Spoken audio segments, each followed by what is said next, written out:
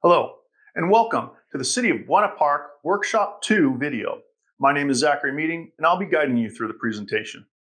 The purpose of the Parks and Recreation Master Plan is to develop a guide or an implementation tool for the successful development and management of parks and recreation facilities. Most importantly, this tool is based on local community input, what the community of Buena Park is looking for. So that way, all of the recommendations that are developed as part of this report are based on community ideas and views on parks and recreation.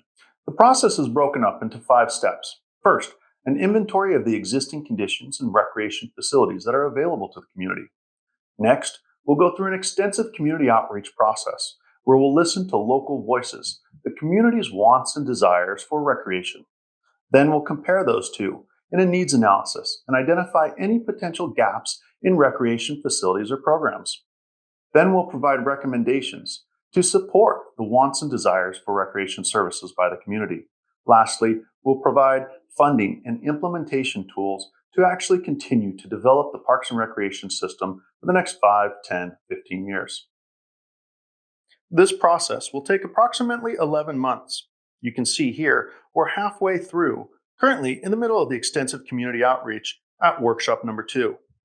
As we conclude this outreach process, we'll move into the reporting and final presentations. As part of our background document review, we'll look at the existing facilities, existing conditions, as well as existing reporting elements, such as the adopted budget for 2022-2023, the land use plans, where recreation patterns exist, where homes exist, as well as open space and recreation elements as part of the general plan. Some of our preliminary analysis as we've gone through the parks, there are 13 parks within the city, 2 swimming pools, a skate park, a dog park, community gardens, and community recreation centers. Another element we look at is where is the geographic distribution of those park facilities. You can see the map here identifies all of the park facilities, as well as the community centers, the gymnasium, and the event center, the senior center. Continuing on with some of the background research, we also look at the inventory of programs. What programs are being offered? What attendance levels were there for those programs? And what the community might look for in future programs as we develop the Parks and Recreation Master Plan. Some of our early research into the demographics identified a 2022 population of 83,430 residents. These age ranges are then broken down on the right-hand side of the screen by percentage. You can see 4 different distinct demographics in terms of age. These age ranges all follow closely the county averages as well. This is but one tool that we look at to identify some of the potential age ranges for future programs and facilities.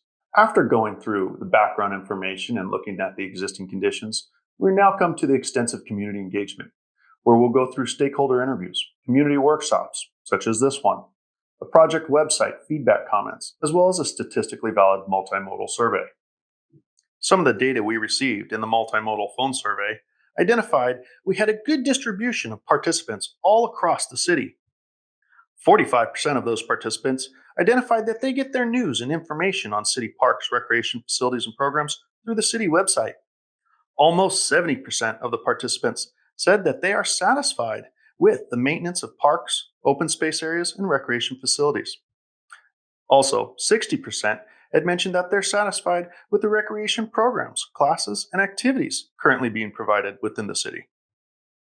Our first workshop was held on April 27th.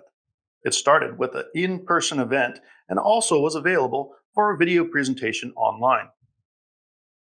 We collected over 94 total surveys, and you can see by the chart on the left, participants were evenly distributed throughout the entire community. As part of that workshop, we'd ask people what are the most important community characteristics, what are the issues or trends that may be negatively impacting those characteristics, and what role can the Community Services Department play in addressing those issues. Some of the responses we heard are displayed here.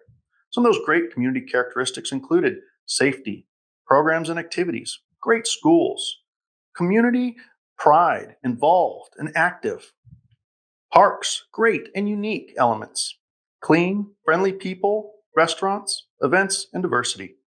Some of the issues or trends that may be negatively impacting those community characteristics included homelessness, lighting, needing more security lighting, graffiti, potential safety, maintenance, funding, crime, lack of youth activities, outdated parks, facilities, and infrastructure.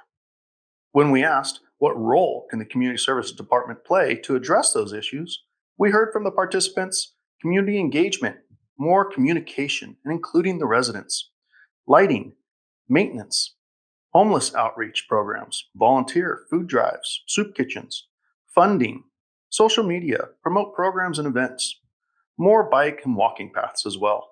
At any point in time, you can visit buenaparkparksmasterplan.com to see additional information that we've collected from the community.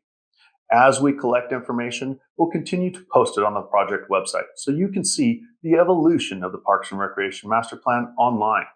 Should you have any questions or comments during this process, there's a feedback button that will be live throughout the entire process so that you too can participate at any point in time during this process and have your thoughts heard. I encourage you to take the survey. You can click the link below or go to buenaparkparksmasterplan.com to see the results of this workshop and future events. Remember to attend workshop number 3, which will be hosted on July 20th at 6 p.m. at the Buena Park Community Center. Thank you for watching. I look forward to hearing your thoughts and ideas on the future of Buena Park Parks and Recreation programs and facilities. Be sure to take the survey as well as share this information with your friends, family, as well as fellow community members.